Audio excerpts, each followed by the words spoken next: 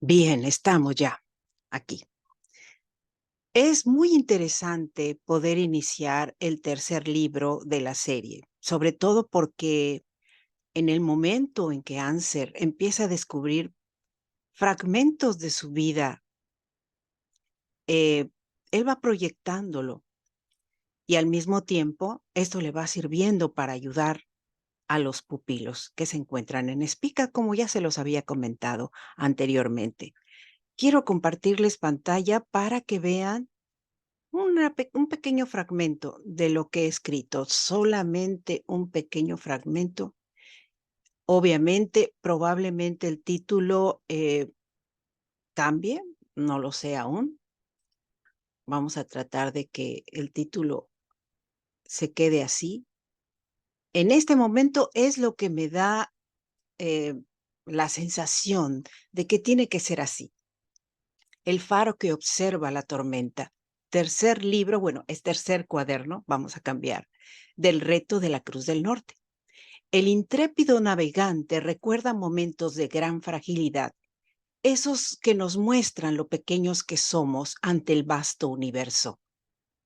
Percibió a su energía lumínica girando al compás de una melodía que solo él escuchaba y se preguntó con apremio si acaso la luz que lo abrazaba estaba creando tan espectacular evento.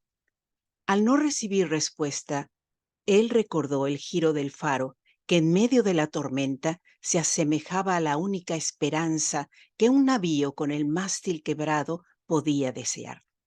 Aquella ocasión su cuerpo había rodado sobre la cubierta. Su agilidad lo orientó para aferrarse a una de las velas. De otra forma, la caída habría sido fatal. Fue ahí que comprendió que en el camino de las proyecciones que hacemos no nos damos tiempo para entender lo finitos que somos.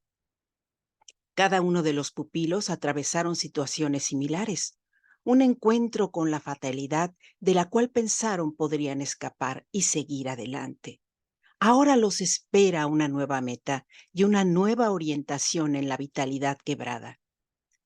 Siempre hay peligros, aun cuando tu alma ya ha recorrido un espacio en el que aparentemente nada te puede hacer claudicar. Solo esa parte. Hay otra parte que es muy importante, muy interesante y que va a ser un regalo para Anser, pero eso me lo voy a reservar para cuando tengan el libro en sus manos. Me imagino que va a ser muy interesante. Quiero hablarles de una parte que se menciona en el segundo cuaderno. Él tiene un amigo que por circunstancias azarosas termina siendo su amigo después de haber sido un esclavo.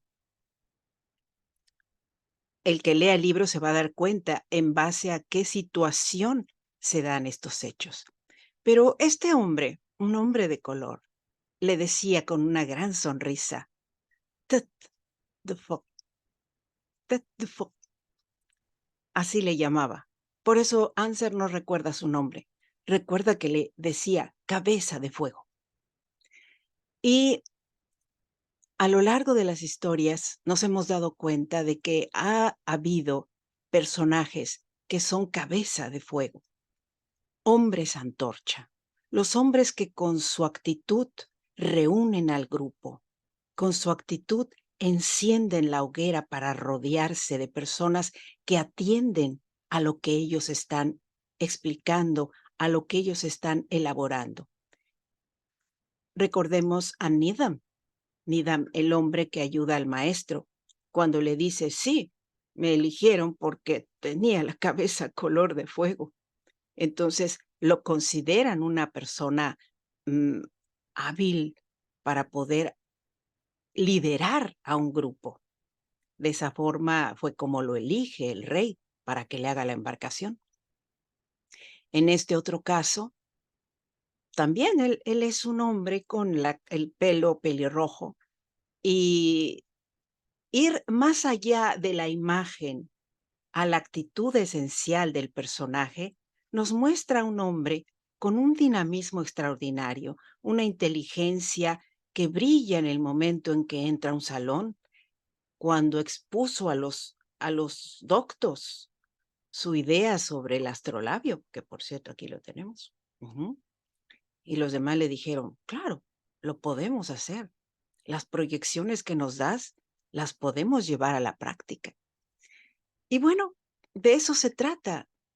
A lo largo del camino, quienes se reúnen en torno a una hoguera, como los iluminados, aquellos navegantes que eran náufragos y se iluminaron con el fuego de las llamas cuando compartían sus historias rodeando los ocho, los ocho navegantes, los ocho náufragos y posteriormente los ocho iluminados amigos de Dayami.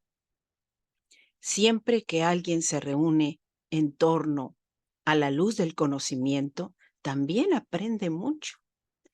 ¿Y qué otra cosa es la luz del conocimiento? Es aquello donde te acercas para ilustrarte, para enterarte de las cosas que te importan. Y eso es Anser. Anser va a acercar su luz a los pupilos para que ellos se enteren de todo aquello que requieren conocer. Y va a tener colaboradores muy eficientes, muy profesionales, gente que va a responder a su llamado y que siempre le va a ser fiel. Y es una cualidad innata en Anser. Y de eso va a tratar este libro. Los que van a reconocer con el paso del tiempo la trayectoria del intrépido navegante. Y probablemente lleguemos a encontrarnos con el Anser maduro, el hombre que recuerda sus hazañas en el mar. Bien, pues esto es un previo de lo que será el tercer cuaderno. Se los quería compartir y desearles lo mejor. Les invito a leerme y, claro, a seguirme aquí en Letras Creativas. Mi nombre, Ariadne Gallardo Figueroa. Hasta la próxima.